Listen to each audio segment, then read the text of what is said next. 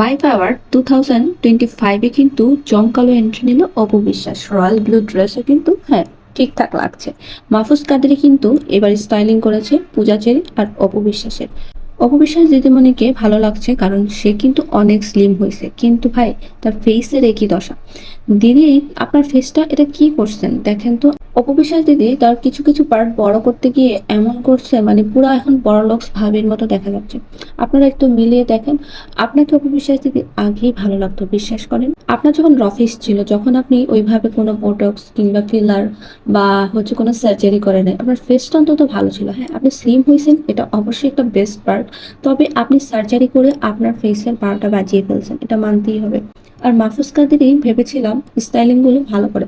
হ্যাঁ, সবসময় ভালো করবে এরকমও না, কিন্তু এইবারের অপু বিশ্বাস দিদির স্টাইলিংটা, মানে ড্রেস আপ সব ঠিকঠাক থাকলেও কিন্তু ফেসটা একটু জানি একটু কেমন লাগতেছিল। অপু বিশ্বাসের হেয়ার স্টাইলটা আর আমার আই লুকটা একটু কেমন লাগছে। ওভারঅল ঠিক ছিল, তবে দিদির ড্রেসটা কোনো এক প্রোগ্রামে মনে হয় পড়ছিল, মানে কালারটা শুধু চেঞ্জ।